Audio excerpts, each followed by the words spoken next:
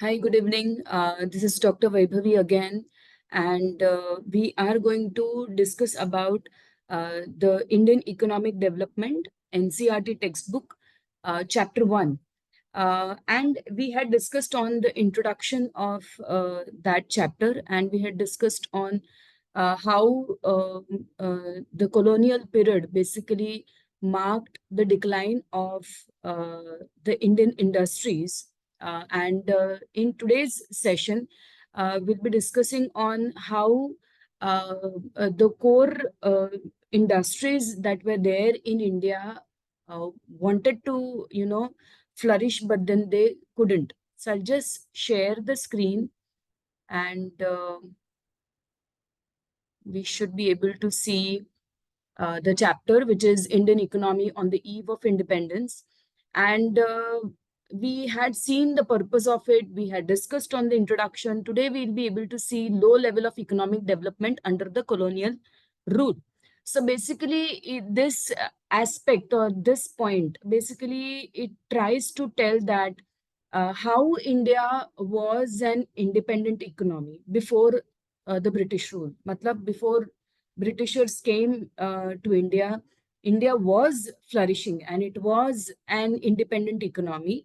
And the sole livelihood in India, the majority of the livelihood of India depended upon agriculture, right?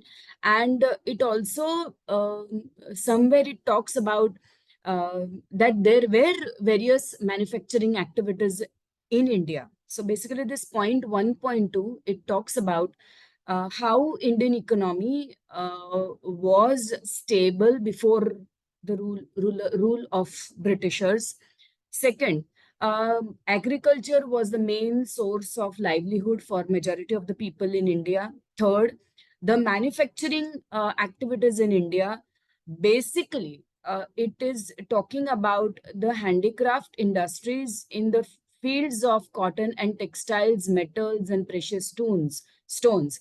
So अगर देखा जाए तो Indian economy was quite flourishing on the fronts of first. आज के उसमें भी हम देखते हैं कि हैंडीक्राफ्ट काफी फेमस है, इंडियन हैंडीक्राफ्ट्स. एंड अगर आप देखने जाओगे तो हमारा काफी ग्लोबल लेवल पे हमारे जो क्राफ्ट्स है वो काफी अप्रिशिएट किए जा रहे हैं. तो वो टाइम पे भी हमारा craft industries, handicraft industries, specially in terms of textiles, cotton textiles and stone works काफी पॉपुलर थे वो टाइम पे.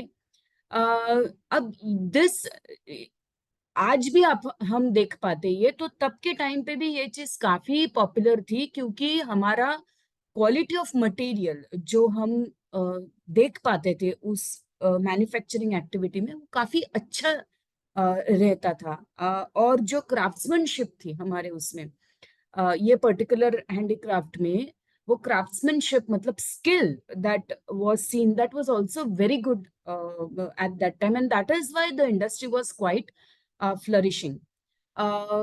लेकिन जो भी इकोनॉमिक पॉलिसीज जो परस्यू किए गए थे कॉलोनियल गवर्नमेंट ने, वो काफी सारे इस तरीके से परस्यू किए गए थे कि उनका मैन्युफैक्चरिंग सिक्योर किया जाए, उनको प्रोटेक्ट किया जाए, ना ही हमारा, राइट?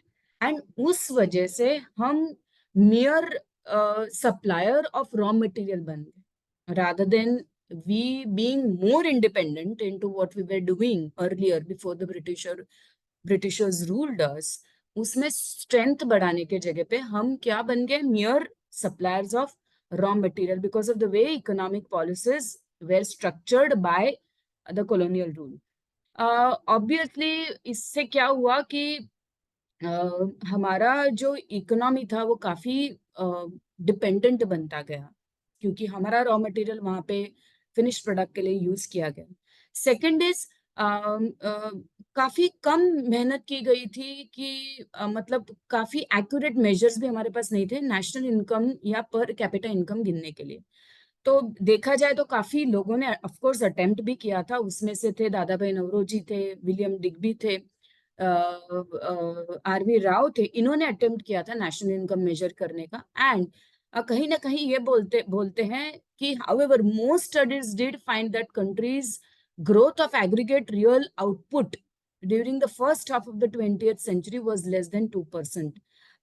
Aggregate real output मतलब आज के तारीख में हम कहीं ना कहीं उसको जीडीपी की तरह उसको देखते हैं, मतलब gross domestic product, that is total value of goods and services produced in an economy, वो काफी हद तक कम था. It was less than 2% and coupled with meager 0.5% growth in per capita output per year.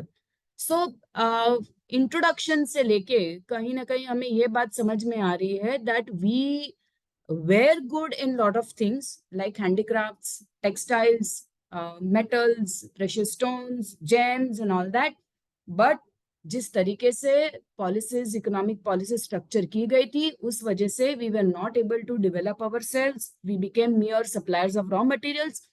The economic policies were structured in such a way that we became more and more dependent. There were not many attempts to measure the national income or the per capita income in India. Very few people tried and achieved it.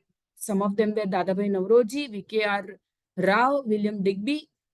उसमें से देखा गया कि काफी studies ने find out किया कि first half of the 20th century में there was less than 2% of the growth, which means the GDP was quite low, and that is how our low level of economic development under colonial rule is basically put up into the textbook of Indian economic development. Thank you. We'll come back soon with the third point, that is 1.3 agricultural sector. See you then. Bye.